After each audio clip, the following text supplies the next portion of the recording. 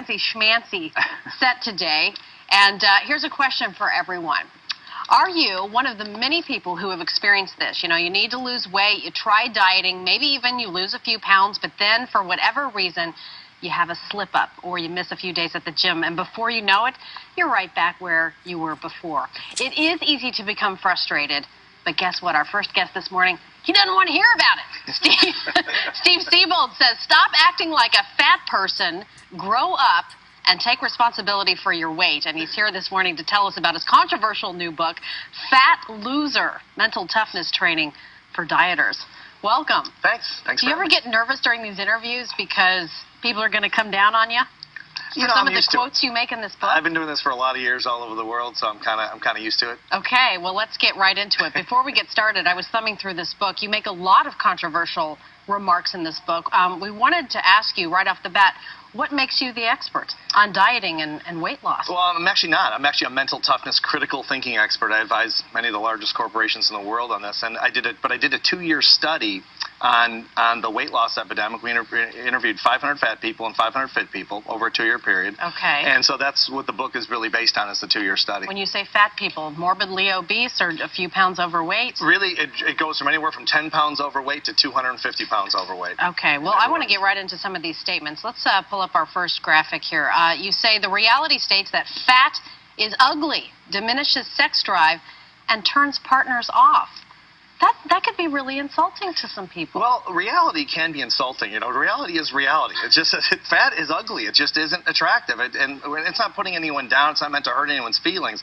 This is just the way the world works. This is objective reality. Haven't you heard from any partners out there that say, hey, yes, my wife may be 50 pounds overweight, but that's personally what I prefer? I've heard other lies as well. Yeah, exactly. I have heard that. But no, I'm not trying to be a jerk. It's just really, but absolutely, I know they're lying.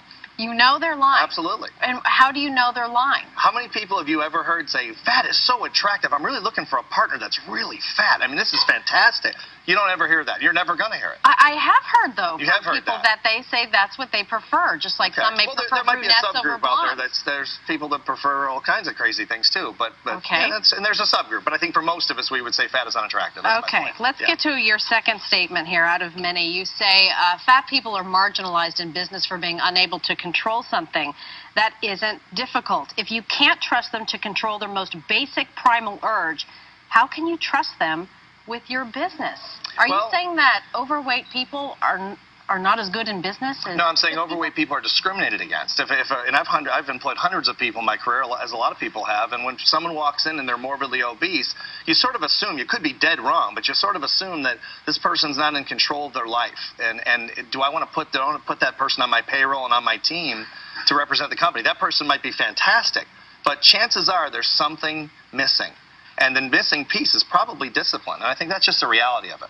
Am I hearing you wrong, though? If I'm the boss, what I hear you saying is hire a fit person over an overweight person. If I see a fit person, again, as an employer, over the years, if I see a fit person, I think that's someone who's got their act together. I could be wrong, but chances are, statistically speaking, I'm right.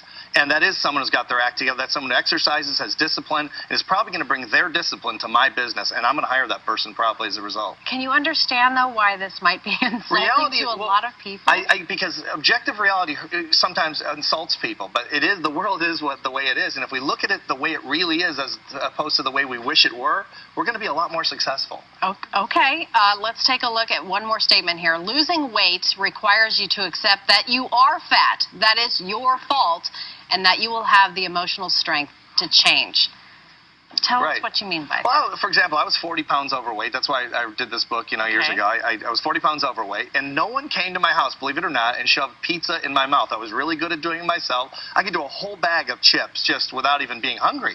So we do this to ourselves. I did it to myself. Other people do it to them. We all do it to ourselves. It's no one else's fault but our own. So really, you're using this tough mentality, tough love, I guess, if you want to say tough love. Yeah. How are people responding?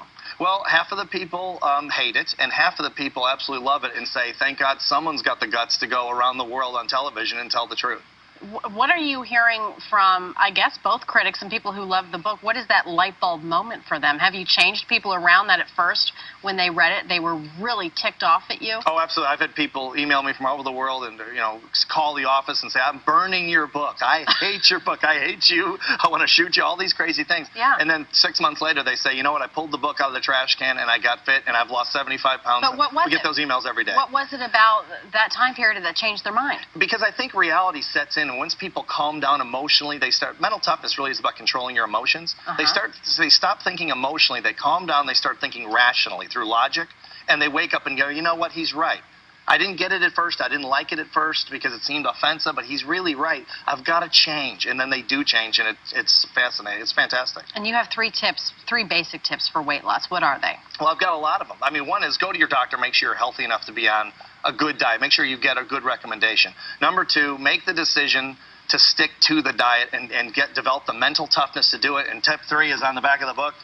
Stop being stupid. And I don't mean to be a jerk, but when I go off my diet, when I'm eating pizza, when it's not on my diet, I'm effectively being stupid. I got to grow up and get tough and be smart.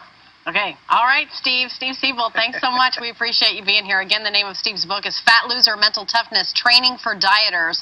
And I understand you're basically giving away the I'm giving the book away. We've given away tens of thousands of copies. It's fatloser.com. They can get it for free. Free downloads at fatloser.com. Thanks again. We appreciate it. Thanks, Gary.